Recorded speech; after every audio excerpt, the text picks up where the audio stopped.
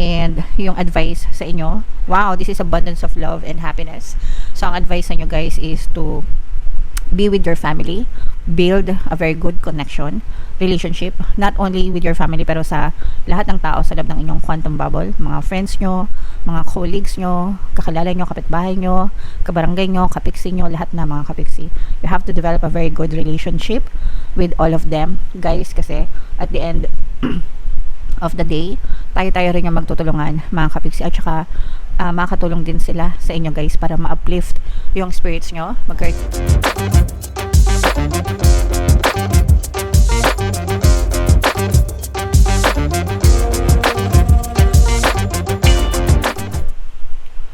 Hello guys, hello Virgo, welcome back to Pinay Pixie Tarot. Ang pamagat ng episode natin for tonight is monthly check-in para ngayong May para sa Virgo, Sun, Moon, Rising, Sun, and Venus. So, if in case guys na hindi kayo naka-resonate sa monthly horoscope nyo, pwede nyo panoorin to, baka nandito yung energy nyo mga kapiksi. So, shuffle ko yung cards guys, hanapin natin yung energy ng Virgo.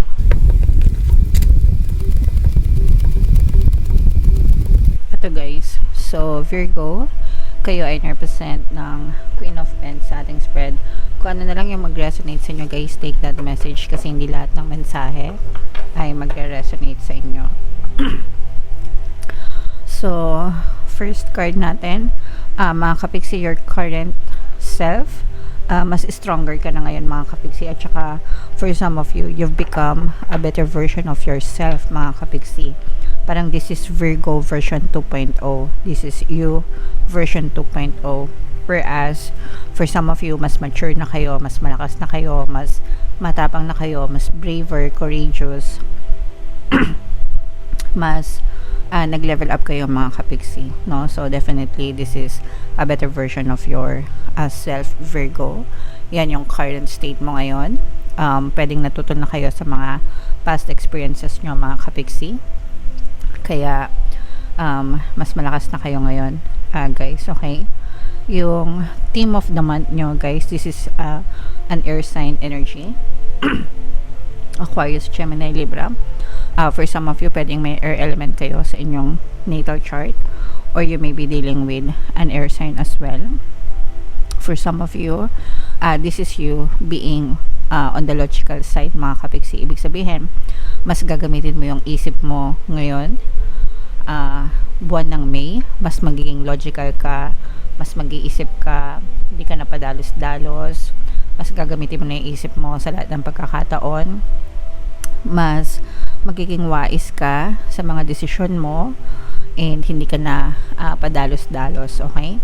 So, yan yung, ano din to guys, dahil din ito sa pagiging version 2.0 mo. So, kung dati mature ka, kung dati padalos-dalos ka, ngayon hindi na. Ngayon, mas ginagamit mo na yung isip mo, kapiksi, okay? So, yung goal na gusto nyong i-pursue mga kapiksi is gusto nyong matapos yung mga problema nyo sa buhay. Lalo na kung marami kayong pinagdadaanan, kung marami kayong pagsubok or challenges, gusto nyo na siyang matapos mga kapiksi. So, yun talaga yung goal na gusto nyong ma-pursue or ma-push ngayong buwan ng May, guys. Yung mga obstacle na kailangan nyong ma-overcome mga kapiksi is yung pagiging tamad, okay?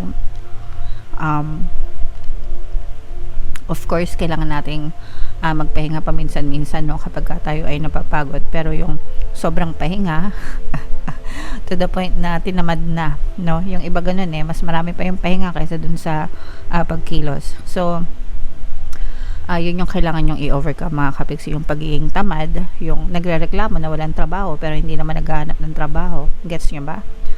And kahit walang trabaho, okay lang naman guys, kahit walang trabaho, pero yung maghanap kayo ng mapagkakakitaan, iba kasi yun. Pwedeng wala kayong trabaho, pero it doesn't mean na hindi kayo kumikita, kasi there are people na kahit walang fixed income, fixed source of income like trabaho, may ginagawa sila para kumita. So magkaiba, di ba?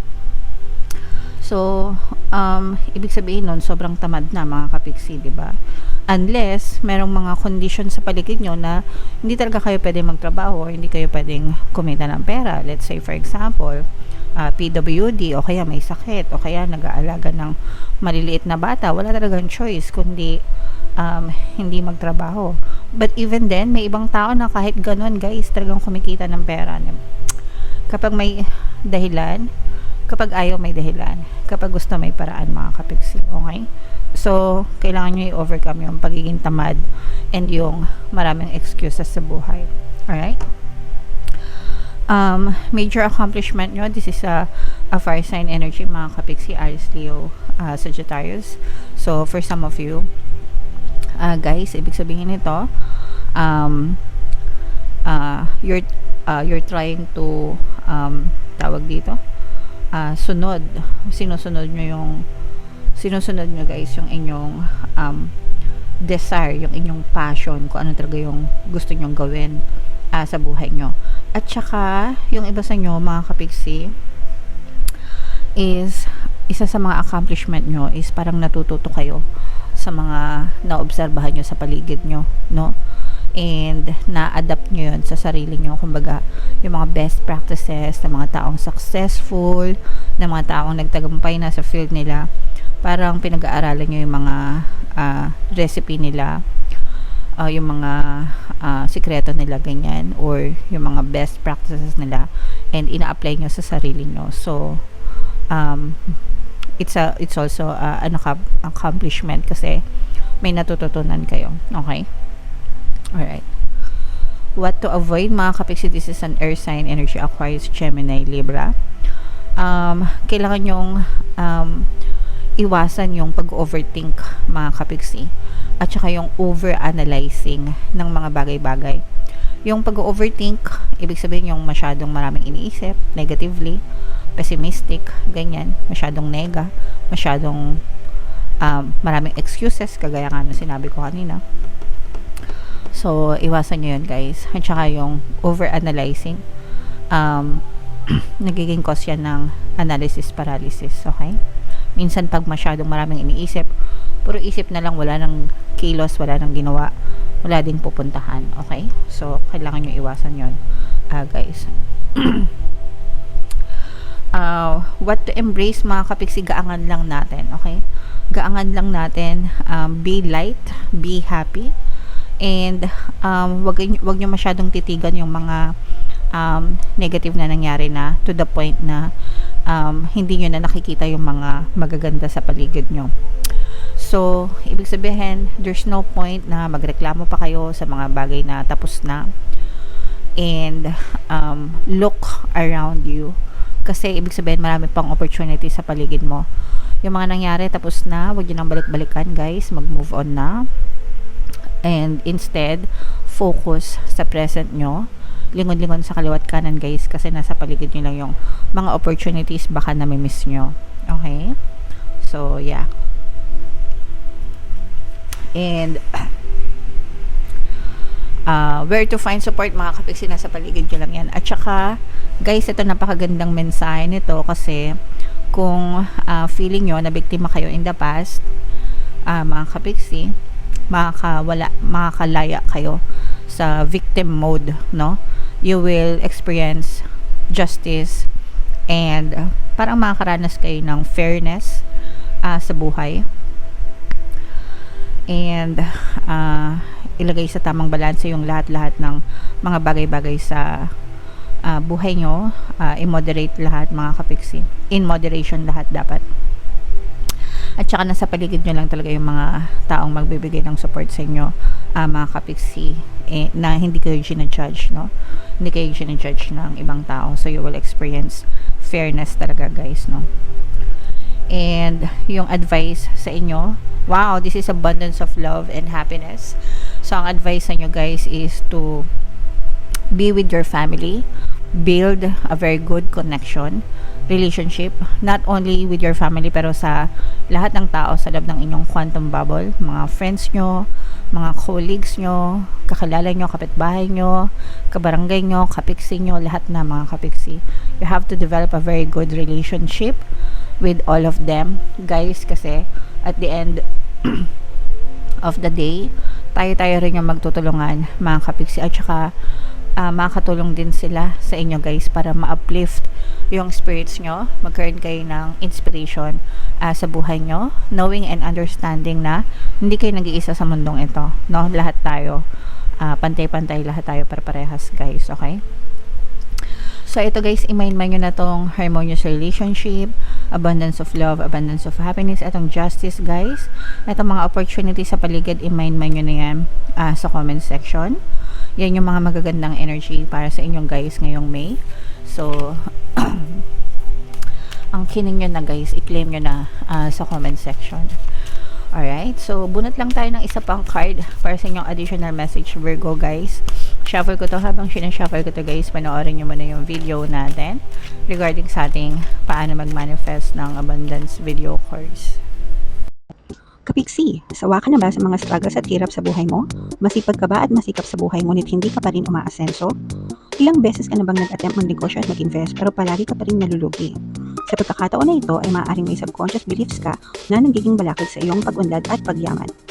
Introducing, paano mag-manifest ng abundance video course. Dito ay matututunan mong ma-overcome ang mga balakid mo para tuluyan ka ng umunlad, umasenso, sumagana, maging matagumpay, successful at maswerte sa iyong kabuhayan, pera, trabaho, negosyo, salapi at kaperahan ng bonggang-bongga. Dali, mag-send na ng email sa pinoypixie@gmail.com at simulan na ang iyong pagyaman ngayon. Alright, so sa lahat ng gusto mag-avail ng course guys, naka-flash sa screen nyo. Una, meron tayong paano mag-manifest ng abundance video course. Meron din tayong paano mawala ang third party at magkaroon ng harmonious na relationship. And meron din tayong paano pabalikin si ex-revised breakup. Sa mga interesado guys, mag-send lang kayo ng email sa pinoypixie@gmail.com. So, buno tayo ng isa pang additional message para sa inyo guys. Nababasa nyo ba? Close up natin. There's a deeper reason for each of your questions. Seek it. Okay? So, ibig sabihin nito guys, lahat ng nangyayari sa buhay natin may dahilan. Okay? Kung gusto nyong hanapin yung sagot, hanapin nyo. Kung hindi nyo makita yung sagot, okay lang, guys. But, there's always a reason as to why things are happening sa buhay natin mga kapiksi. Pero kahit ano pa yan guys, no, lahat ng nangyayari sa buhay natin, it's a blessing para sa atin kasi palagi tayong may mga natututunan na mga lessons sa mga circumstances natin. Kaya nga sabi, diba, life is the best teacher. Experiences, no, is the best teacher. So, basahin natin to, guys. Guidance, attention, help, maybe, love, always. Criticism, never. The question was, what to give others, if anything at all. So, eto guys, napakaganda nito, diba? What to give others, if anything at all. Kasi, okay na, na-experience na natin, diba? Sometimes, yung mga kahirapan na na-experience natin sa buhay, ayaw na natin ma-experience ulit. Especially ng mga anak natin, diba? So, what to give others, if anything at all. Kaya, ginagawa natin lahat ng pwede natin gawin sa buhay natin para hindi na tayo maghirap. Diba? So, yeah, life is the best teacher, mga kapiksi. So, let's focus on love palagi. Regardless, kahit ano pa yung ma-experience natin sa buhay, guys. Okay? Alright. So, comment down below, guys, if feeling nyo naka-resonate kayo sa mga messages and kung ano yung mga pinapamind ko sa inyo, guys, i-mind nyo na sa comment section. For more tarot readings guys, ito yung playlist nyo. Ito naman yung ating success stories ng paano mag-manifest ng abundance video course. Click here to subscribe guys. Ito yung ating mga pampaswerte subliminals. Thank you for liking, sharing, and subscribing. See you next time. I love you all mga kapiksi. Have a nice day. Bye-bye.